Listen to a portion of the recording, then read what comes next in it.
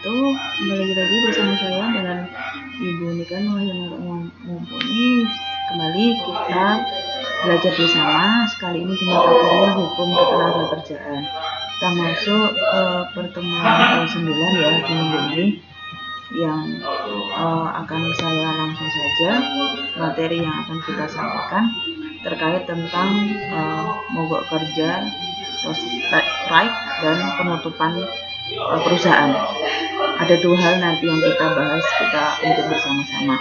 Sebelumnya silakan nanti teman-teman bisa cek atau teman-teman bisa nanti lihat YouTube yang sudah saya share di situ terkait tentang pemogokan kerja yang dialami atau dilakukan oleh salah satu perusahaan yang ada di negara kita. Silahkan nanti teman-teman bisa baca, teman-teman bisa lihat, dan kemudian bisa mengetahui gambaran seperti apa situasi dan kondisi ketika perusahaan atau pekerja melakukan adanya suatu mogok kerja atau perusahaan dalam melakukan penutupan perusahaan. Oke, langsung saja saya sampaikan terkait dengan mogok kerja di sini atau strike. Terdapat di dalam pasal 1 ayat 1 huruf D Undang-Undang Nomor 22 Tahun 1957 tentang penyelesaian perselisihan perburuhan.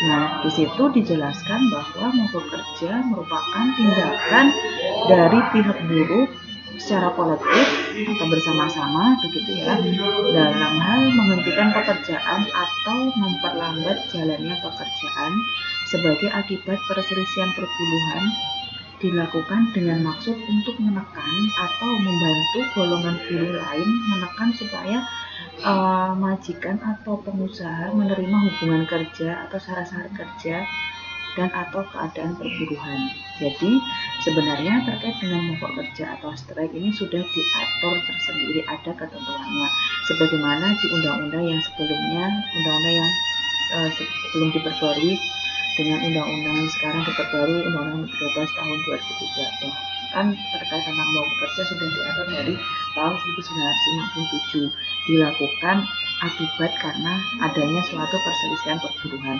Nah, bagaimana dengan pengaturan yang sekarang? Pengaturan yang sekarang terdapat dalam pasal 1, di mana di dalam Undang-Undang Nomor 13 tahun 2003 di situ tentang ketenagakerjaan bahwa mogok kerja atau strike sendiri tindakan pekerja atau buruh yang direncanakan dan dilaksanakan secara bersama-sama dan atau oleh serikat pekerja atau buruh untuk menghentikan atau memperlambat pekerjaan. Nah, hampir sama dengan pengertian di undang-undang yang sebelumnya, Undang-Undang Nomor 22 tahun 57. Di Undang-Undang Nomor 13 tahun 2003 ini hanya lebih diperingkas saja kata-katanya, di mana tindakan pekerja atau buruh yang direncanakan jelas sudah ada perencanaannya dan kemudian dilakukan secara bersama-sama, secara kolektif, dan di mana bertujuan untuk menghentikan atau memperlambat adanya suatu pekerjaan. Nah, seperti apa kira-kira ketentuan lebih lanjut tentang mogok kerja ini diatur tersendiri juga di dalam pasal yang terdapat di dalam Undang-Undang Ketenagakerjaan. Seperti yang mana di dalam pasal 137 di situ menyampaikan bahwa pada prinsipnya mogok kerja merupakan hak dasar bagi pekerja. Nah, hak dasar inilah yang kemudian bisa dimanfaatkan oleh pekerja ketika mengalami adanya suatu permasalahan. Permasalahan seperti apa? Permasalahan hubungan industrial yang terjadi di lingkup pekerjaannya antara pekerja dengan pengusaha. Begitu. Jadi pada prinsipnya mogok kerja merupakan hak dasar bagi pekerja yang dilakukan secara sah, tertib, dan damai sebagai akibat gagalnya perundingan. Nah, berarti ini untuk ketentuan selanjutnya ada beberapa hal yang mengatur tentang bagaimana sih caranya seorang pekerja itu melakukan adanya mogok kerja, itu diatur tersendiri juga. Jadi harus secara tertib dan damai dan sah. Harus secara sah, artinya berarti ada ketentuan yang harus dilaksanakan bagi si pekerja itu sendiri untuk menjalankan adanya mogok kerja. Oke, seperti apa? Ada di slide selanjutnya nanti. Nah, di sini arti dari tata tertib atau tertib dan damai itu sendiri bahwa tidak mengganggu keamanan dan ketertiban umum dan atau mengancam keselamatan jiwa dan harta benda perusahaan atau pengusaha atau orang lain atau milik masyarakat. jelas ya. Jadi tertib dan damai di sini artinya tidak ricuh, kemudian tidak menimbulkan keributan, kemudian harus menjaga keamanan dan ketertiban.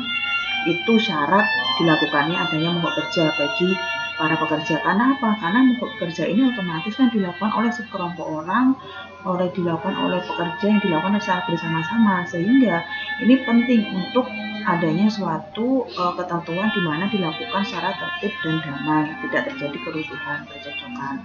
Dan yang kedua adalah syaratnya karena terjadi adanya gagalnya perundingan. Ketika tidak tercapai kesepakatan penyelesaian perselisihan hubungan industrial yang disebabkan oleh salah satu pihak yang tidak mau melakukan perundingan atau perundingan mengalami jalan buntu. Jadi tidak ada win-win solution, tidak ada solusi terkait tentang permasalahan yang ditimbulkan atau permasalahan yang dihadapi antara pekerja dengan pengusaha. Ketika adanya gagalnya perundingan, makanya salah satu cara agar mungkin kesepakatan tersebut bisa dipertimbangkan oleh pihak perusahaan atau pihak pengusaha agar bisa disepakati atau disetujui, ya salah satu jalannya adalah melakukan mogok kerja yang dilakukan oleh si pekerja itu sendiri, seperti itu. Nah, kemudian syaratnya nih, beberapa macam syarat adanya bisa dilakukannya mogok kerja. Kalau sesuai dengan Undang-Undang Nomor 22 Tahun 57 tentang perselisihan perburuhan, diatur yang pertama bahwa benar-benar telah diadakan perundingan. Yang pertama syaratnya harus sudah terjadi adanya suatu perundingan, pemusyawaratan, musyawarah, mediasi mengenai pokok-pokok permasalahan atau perselisihan antara serikat buruh atau pekerja dan majikan atau serikat majikan, seperti itu ya. Itu syarat utamanya. Kemudian bahwa benar-benar permintaan itu untuk berunding telah ditolak oleh pihak lainnya. Jadi ketika permasalahan tersebut, benar-benar permintaan tersebut ditolak seperti itu, jadi ditolak, kemudian ya ketika itu maka harus adanya perundingan. Jadi bahwa benar-benar permintaan untuk berunding telah ditolak oleh pihak lainnya. Ketika ditolak oleh para pihak dan permintaan berunding tersebut tidak disepakati, ya udah, berarti itu bisa dijadikan sebagai syarat untuk mogok kerja. Kemudian yang ketiga, telah 2 kali dalam jangka waktu 2 minggu tidak menghasilkan atau mengajak pihak lainnya untuk berunding mengenai hal-hal yang menjadi perselisihan. Ketika tidak ada proses penyelesaian, baik itu upaya untuk menyelesaikan secara benar, secara baik-baik dalam jangka waktu selama kurang lebih 2 minggu atau 14 hari, maka ketika itu tidak berhasil dan kemudian sudah ada upaya ajakan dari pihak lainnya untuk berunding, maka dari itu ini yang bisa menjadikan syarat untuk pekerja itu melakukan adanya suatu mogok kerja. Nah, kemudian di dalam pasal 138 itu juga ada ketentuan mengenai peserta atau para pekerja yang dapat diajak untuk ikut melakukan adanya suatu tindakan yang mana dikatakan dengan mogok kerja tersebut.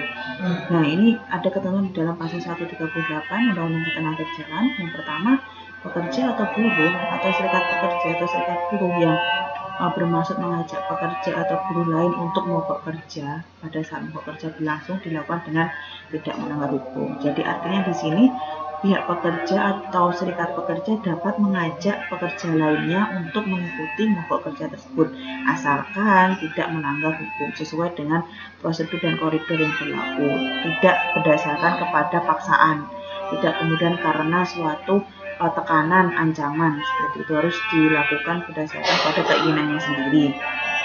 Nah, kemudian yang kedua, pekerja buruh yang diajak mogok kerja sebagaimana dimaksud dalam ayat 1 dapat memenuhi atau tidak memenuhi ajakan tersebut. Yaitu tadi, jadi tanpa ada paksaan. Ketika seorang pekerja diajak, yuk kita melakukan mogok kerja, yaitu harus karena dasar niatannya sendiri, kepribadiannya sendiri, bukan karena ancaman atau paksaan dari orang lain.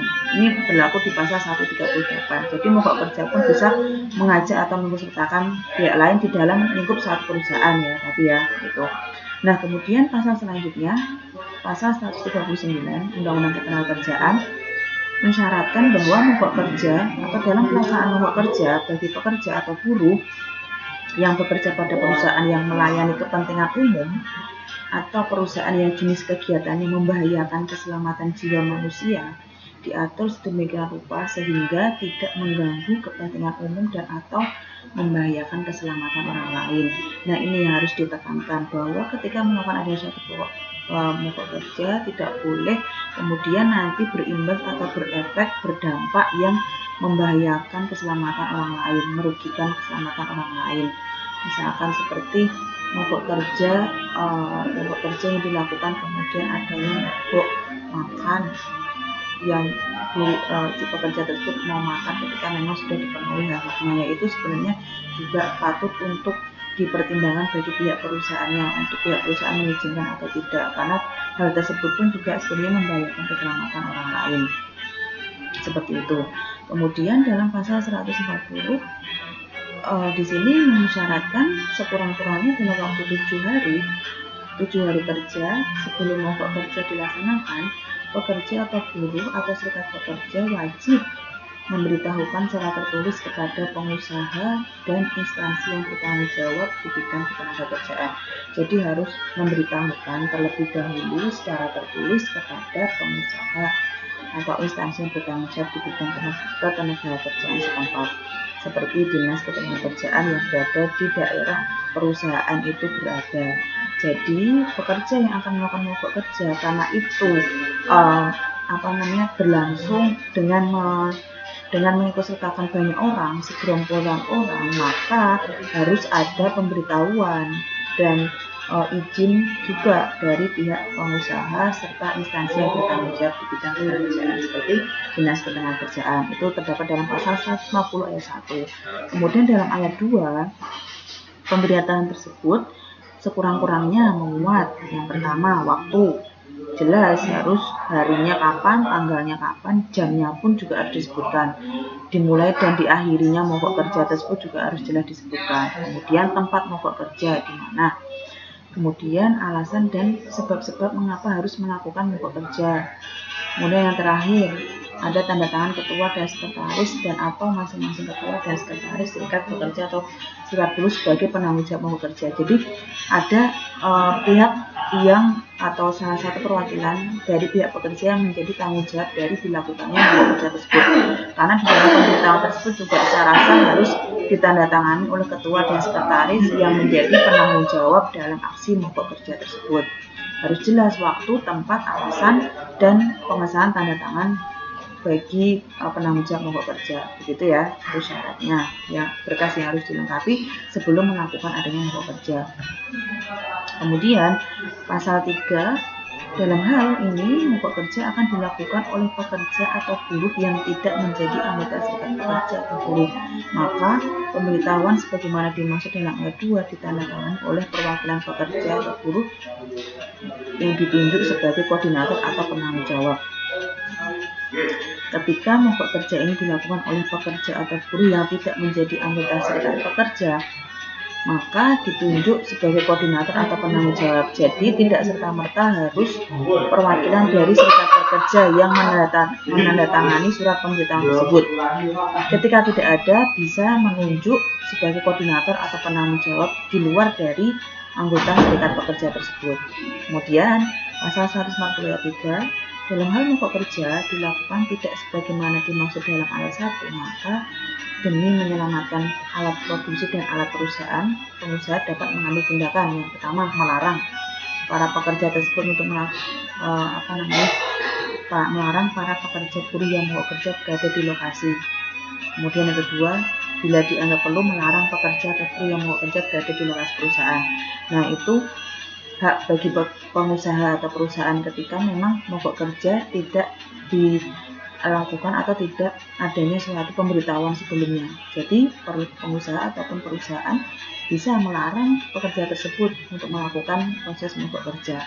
Karena apa ya? Karena mereka tidak mengindahkan ketentuan yang berlaku dalam pasal 130 ayat 1. Mereka harus melayangkan terlebih dahulu surat pemberitahuan. Kalau memang tidak, ya berarti artinya perusahaan bisa untuk melarang pekerja tersebut melakukan mogok kerja, gitu ya.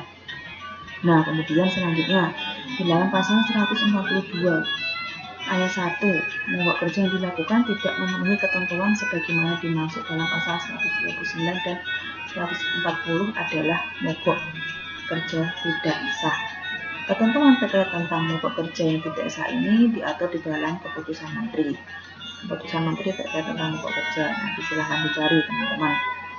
Ketika memang tidak sah, ya tidak sah ketika tidak memenuhi ketentuan persyaratan prosedur yang sudah ditentukan di dalam pasal sebelumnya, terutama dalam pasal 139 dan 140.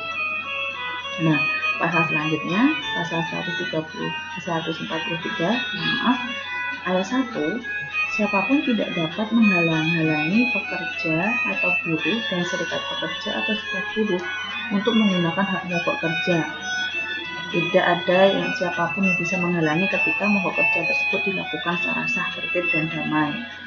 Gitu ya, sekalipun kepolisian ataupun pihak pemerintah setempat ketika pekerja tersebut melakukan aksi mogok kerja tetapi sudah sesuai dengan koridor dan prosedur yang ditetapkan, itu tidak boleh untuk menghalang-halangi, tidak boleh untuk mencegah aksi tersebut. Gitu. Kemudian, siapapun dilarang melakukan penangkapan dan atau penahanan terhadap pekerja atau buruh dan pengurus serikat pekerja atau serikat buruh yang melakukan mogok kerja secara sah, tertib, dan damai sesuai dengan peraturan perundang-undangan yang berlaku.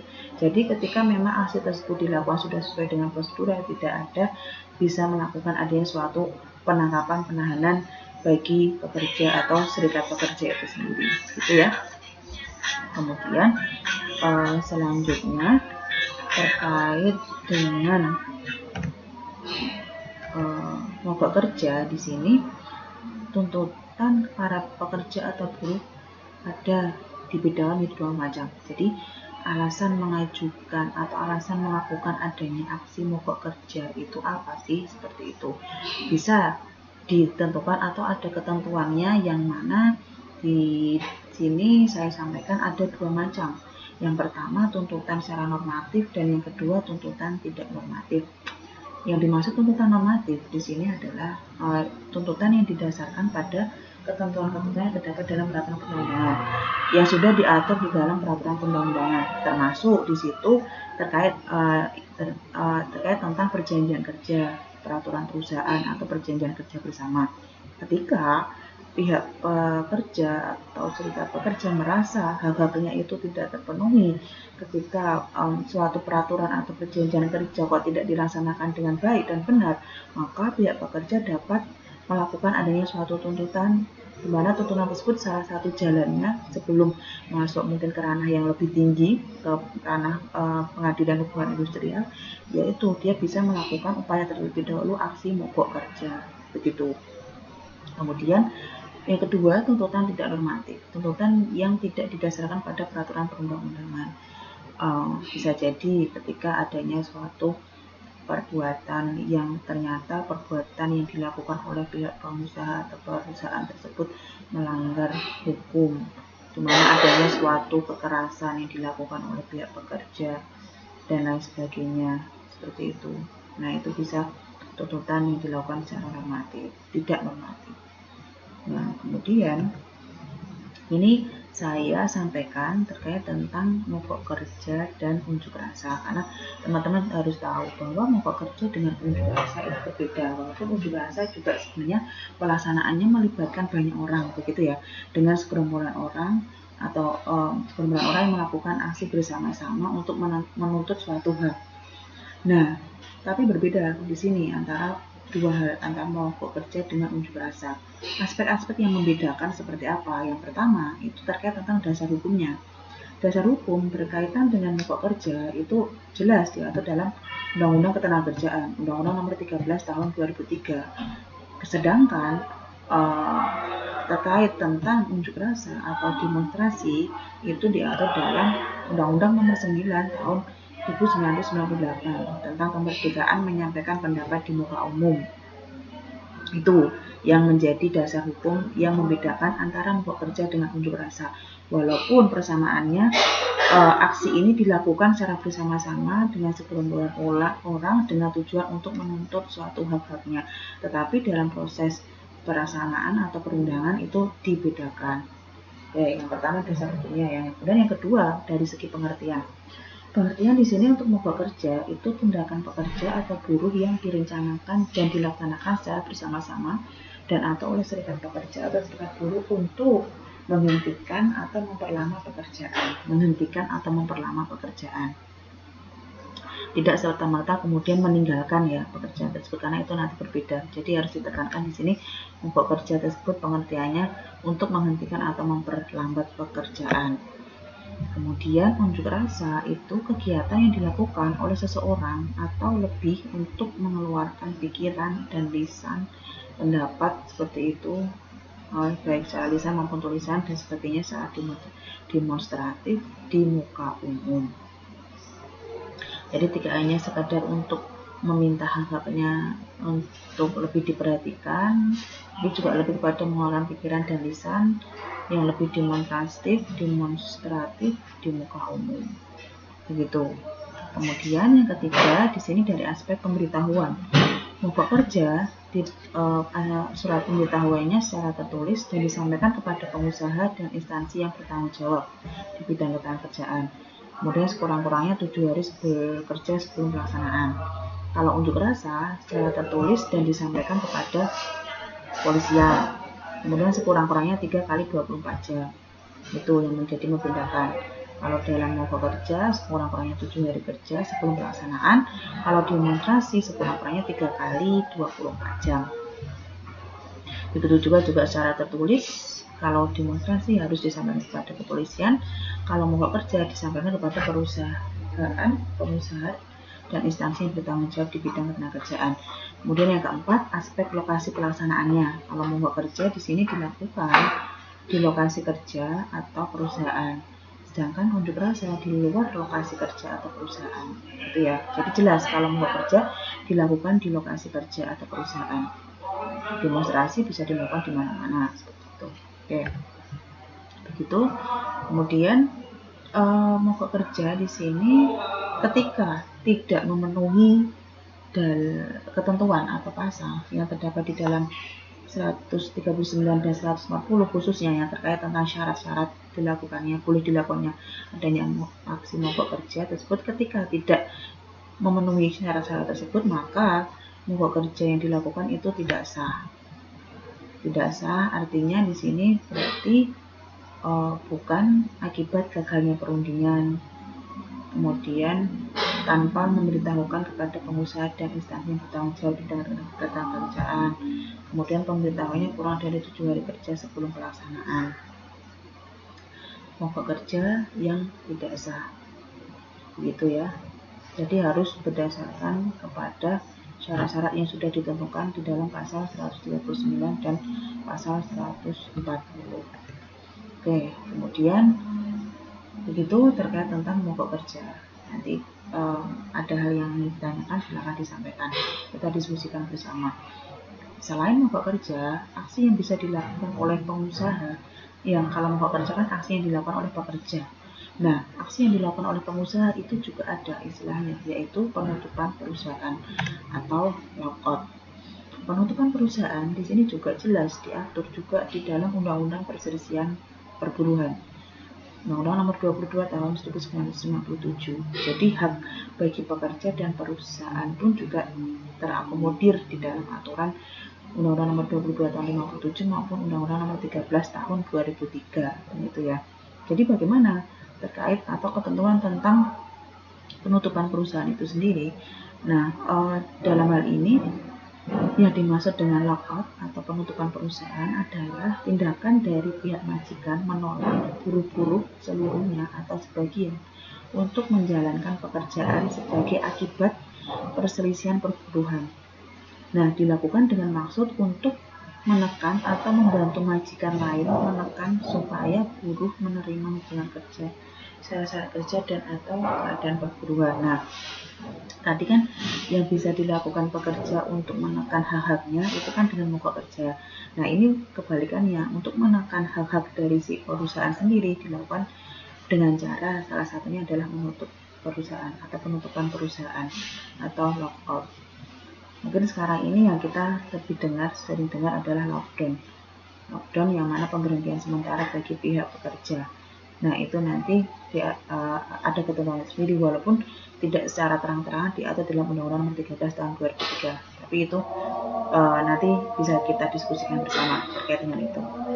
Oke, terkait dengan penutupan perusahaan, jelas bahwa di sini ketika pihak majikan atau pengusaha menolak buruh-buruh baik seluruhnya maupun sebagian untuk menjalankan pekerjaan sebagai akibat perselisihan perburuhan, maka dari itu yang bisa dilakukan di sini adalah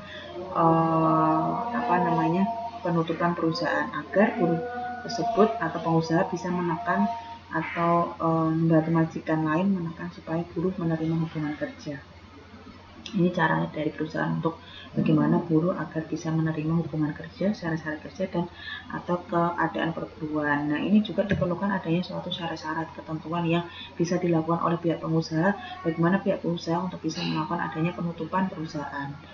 Oke, nah sesuai dengan pengertian terlebih dahulu sebelumnya terkait tentang penutupan perusahaan yang ada di dalam Undang-Undang Nomor 13 Tahun 2003 tentang ketenagakerjaan. Di sini tindakan pengusaha untuk menolak pekerja atau buruh seluruhnya atau sebagian untuk menjalankan pekerjaan. Nah, ini kan bisa juga dikatakan pengertiannya lebih singkat. Sebenarnya maksud dan tujuannya juga hampir sama dengan Undang-Undang Nomor 22 Tahun 57 tadi ya. Undang-Undang Nomor 13 Tahun 2003 menjelaskan bahwa tindakan pengusaha untuk menolak pekerja atau buruh seluruhnya atau sebagian untuk menjalankan pekerjaan. Oke, kemudian dijelaskan di dalam pasal 146 di sini syarat yang bisa dilakukan. Yang pertama, penutupan perusahaan merupakan hak dasar pengusaha untuk menolak pekerja atau buruh sebagian atau seluruhnya untuk menjalankan pekerjaan sebagai akibat gagalnya perundingan. Jadi jelas di sini harus melalui suatu tahap perundingan terlebih dahulu agar diketahui apakah itu berhasil atau tidak dalam melakukan perundingan.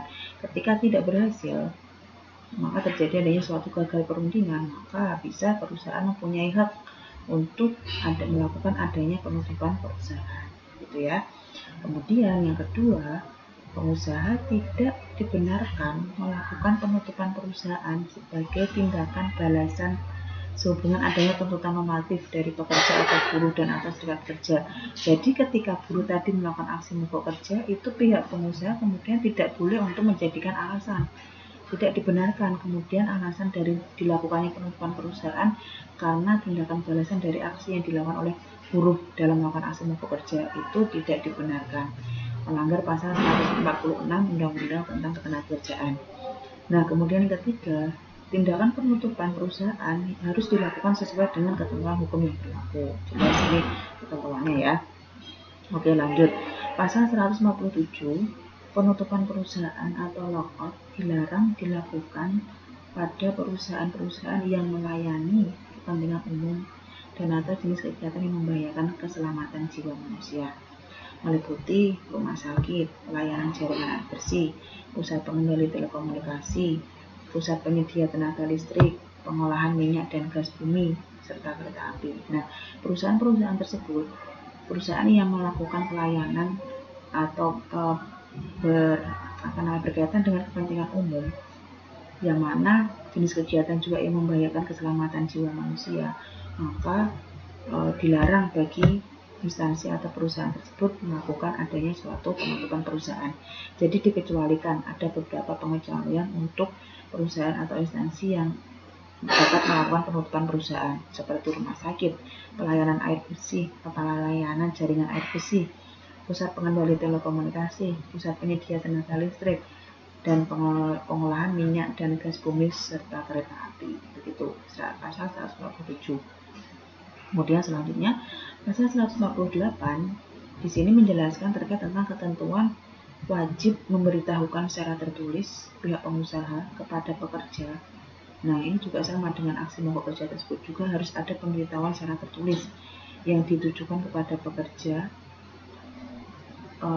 dan instansi yang bertanggung jawab sekurang-kurangnya 7 hari kerja sebelum penutupan perusahaan. Jadi harus ada pemberitahuan yang terlebih dahulu sebelum melakukan aksi penutupan perusahaan. Ketika tidak melakukan hal tersebut, maka akan ada konsekuensi hukumnya. Kemudian yang kedua, pemberitahuan sebagaimana dimaksud dalam ayat 1 sekurang-kurangnya memuat waktu. Waktu itu terdiri dari hari kapan, tanggal, dan jamnya. Kemudian kapan dimulai dan diakhiri penutupan perusahaan tersebut harus jelas disebutkan di dalam surat pemberitahuan tersebut. Kemudian alasan dan sebab-sebab melakukan penutupan perusahaan itu apa? Itu juga harus didasarkan pada alasan yang sesuai dengan peraturan perundang-undangan yang berlaku.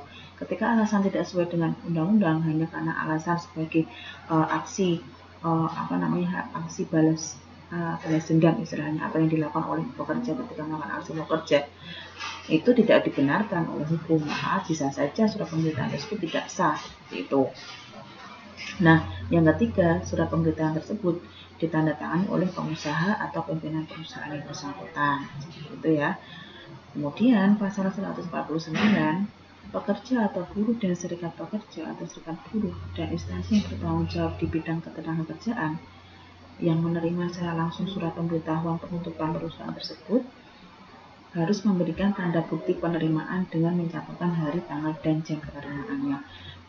Nah, pekerja atau serikat buruh atau instansi yang bertanggung jawab yang menerima surat tersebut harus memberikan tanda bukti penerimaan telah menyantumkan hari dan tanggal penerimaan tersebut untuk memberikan bukti bahwa benar-benar telah adanya surat pemberitahuan yang dilayangkan oleh perusahaan yang ditujukan kepada pekerja atau serikat pekerja. Sampai sedetail itu ya, agar benar-benar bahwa prosedur atau ketentuan yang diberikan itu benar-benar dijalankan. Oke. Kemudian yang kedua, sebelum dan selama penutupan perusahaan, instansi yang bertanggung jawab di bidang ketenagakerjaan berwenang langsung menyelesaikan masalah yang menyebabkan timbulnya penutupan perusahaan dengan mempertemukan dan merundingkannya dengan para pihak yang berselisih. Jadi sebelum dilakukannya adanya suatu penutupan perusahaan, instansi yang bertanggung jawab tersebut harus melakukan adanya suatu perundingan tersebut. Bisa tidak diselesaikan terlebih dahulu melalui jalur musyawarah dengan instansi yang ada membawahi di bidang ketenagakerjaan tersebut. Nah, kemudian yang ketiga di sini, ketika perundingan yang dimaksud dalam ayat 2 tadi menghasilkan kesepakatan, maka kemudian harus dibuat perjanjian bersama dan ditandatangani oleh para pihak, ditandatangani bersama oleh pihak dan pegawai dari instansi yang bertanggung jawab di bidang ketenagakerjaan sebagai saksi. Nah, kemudian ketika tidak disepakati, kalau tidak disepakati maka pegawai di lingkup ketenagakerjaan tersebut segera menyerahkan masalah tersebut atau menyerahkan masalah yang menyebabkan terjadinya penutupan perusahaan tersebut kepada lembaga penyelesaian perselisihan hubungan industrial agar bisa ditempuh jalur hukum selanjutnya, di mana untuk nanti bisa memberikan keputusan bagaimana apakah benar-benar terjadi perselisihan perburuan atau perselisihan ketenagakerjaan antara pekerja dengan pemberi kerja atau perusahaan. Nah, makanya yang kemarin saya sampaikan bahwa sebelum menempuh jalur pengadilan atau menempuh jalur dalam proses penyelesaian hubungan industrial itu harus ditempuh beberapa hal, adanya suatu perundingan dan kesepakatan yang mana ditengahi oleh bidang badan atau instansi yang terkait dengan ketenagakerjaan, seperti itu ya. Nah, kemudian yang kelima di sini, apabila perundingan tidak menghasilkan kesepakatan sebagaimana dimaksud dalam pasal 4, maka dasar perundingan antara pengusaha dan serikat pekerja tersebut penutupan perusahaan dapat diteruskan atau dihentikan untuk sementara dan dihentikan sama sekali. Ketika tidak terjadi kesepakatan hasil dari perundingan, maka perusahaan dapat diteruskan atau dihentikan untuk sementara dan dihentikan sama sekali. Nah, yang keenam, pemberitahuan sebagaimana dimaksud dalam pasal 148 ayat 1 dan ayat 2 tidak diperlukan apabila yang pertama, pekerja atau buruh atau serikat pekerja atau serikat buruh melanggar prosedur mogok kerja sebagaimana dimaksud dalam pasal 100. Oke, kemudian yang kedua, pekerja atau buruh atau serikat pekerja, serikat buruh melanggar ketentuan normatif yang ditentukan dalam perjanjian kerja. Nah, atau peraturan kerja serta peraturan perundang-undangan yang berlaku. Jelas di sini kemudian tidak diperlukan adanya suatu surat pemberitahuan dalam hal melakukan penutupan perusahaan yang terdapat dalam pasal 148 ayat 1 dan ayat 2. ketika tidak diperlukan karena adanya dua hal yang disampaikan di dalam pasal. Seperti itu ya. Nah, ini untuk lebih jelasnya. Prosedur pelaksanaan mogok kerja, strike atau penutupan perusahaan. Pada bagian pertama, bahwa dipersyaratkan adanya pemberitahuan sekurang-kurangnya 7 hari kerja disampaikan pada pihak lain dan instansi yang bertanggung jawab. Oke, poinnya itu sekurang-kurangnya dilakukan pemberitahuan sekurang-kurangnya 7 hari kerja ke pihak lainnya, yang mana pengusaha atau pekerja atau buruh dan atau serikat pekerja atau buruh dan instansi yang bertanggung jawab di bidang ketenagakerjaan. Terdapat dalam pasal 140 ayat 1 dan pasal 148 ayat 1. Kemudian instansi yang memprakarsai perundingan di situ, ketika yang pertama perundingan tidak berhasil, maka dibuat perjanjian bersama ditandatangani kedua pihak dan disaksikan oleh instansi. Nah, kemudian ketika perundingan tidak berhasil, maka diserahkan kepada lembaga penyelesaian perselisihan hubungan industrial. Seperti itu ya. Jadi instansi yang memprakarsai perundingan ketika berhasil maka dibuat kesepakatan perjanjian bersama, ketika tidak berhasil maka diserahkan kepada lembaga penyelesaian perselisihan hubungan industrial. Oke. Kemudian ketentuan lebih lanjutnya di sini terkait mogok kerja ataupun penutupan perusahaan itu sebenarnya walaupun diatur dalam ketentuan baik di Undang-Undang Penyelesaian Perburuhan, Penyelesaian Perselisihan Industrial, Undang-Undang Nomor 22 tahun 57 ataupun yang sudah diperbarui Undang-Undang Nomor 2 tahun 2004 itu sebenarnya tetap tidak sesuai dengan prinsip-prinsip hubungan industrial yang mengedepankan musyawarah untuk mufakat, walaupun pemogokan dan penutupan perusahaan diakui oleh undang-undang gitu ya, tetapi sebenarnya tidak sesuai dengan prinsip hubungan industrial yang mengedepankan musyawarah untuk mufakat. Dalam hal ini timbul kemudian kalau kesah perselisihan hubungan industrial dan PHK, pengusaha sedapat mungkin menghindari terjadinya penutupan perusahaan dan pekerja sedapat mungkin menghindari terjadinya mogok kerja. Walaupun aksi tersebut juga sudah adanya suatu memberitahukan terlebih dahulu, menginfokan terlebih dahulu, yang sebenarnya juga nanti konklusinya penyelesaiannya juga harus melalui jalur perundingan dan jalur musyawarah mufakat, tetapi secara prinsip terkait tentang hubungan industrial hal tersebut tidak disarankan. Paling tidak adanya suatu perundingan atau musyawarah terlebih dahulu. Nah, kemudian upaya preventif maupun edukatif bagi perusahaan atau pengusaha di situ ya seharusnya yang pertama bisa dengan tangan terbuka bersedia menerima serikat pekerja atau serikat buruh, tanggap terhadap kondisi upah dan kesejahteraan buruh. Kemudian mengembangkan forum komunikasi antara pengusaha dan pekerja atau buruh. Seperti itu. Jadi harus ada pendekatan secara persuasif kepada para pekerja atau serikat pekerja untuk nanti menghindari adanya perselisihan hubungan industrial yang mana atau menghindari adanya suatu aksi mogok kerja atau aksi penutupan perusahaan. Nah, pekerja atau serikat pekerja itu upaya preventif atau edukatifnya, pengurus serikat pekerja harus mampu mengembangkan komunikasi yang baik dan memahami masalah perusahaan. Kemudian dapat mengendalikan diri, selalu bermusyawarah dan tidak bersikap konfrontatif serta destruktif. Harus bisa diselesaikan dengan baik dengan tangan dingin, kemudian jangan terlalu kemudian menjadi hal yang sepele dibesar-besarkan, harus bisa dengan bijak menyelesaikan permasalahan di lingkup perusahaan itu sendiri, seperti itu. Kemudian pemerintah, upaya preventif dan edukatifnya, pemerintah harus selalu tanggap terhadap keadaan hubungan industrial dalam setiap perusahaan. Kemudian meningkatkan pembinaan hubungan industrial dan pengawasan terhadap ketentuan normatif. Seperti itu ya. Oke, begitu. Jadi beberapa hal yang saya sampaikan ini silakan nanti referensinya bisa dibaca lagi. Ada beberapa hal yang terdapat di dalam buku tersebut. Terima kasih dari saya. Kurang lebihnya mohon maaf. Kalau masih ada kekurangan, kalau misalkan ada hal yang ingin dipertanyakan, silakan kita diskusikan di forum e-learning. Demikian ya anak-anakku semuanya. Saya akhiri. Wassalamualaikum warahmatullahi wabarakatuh.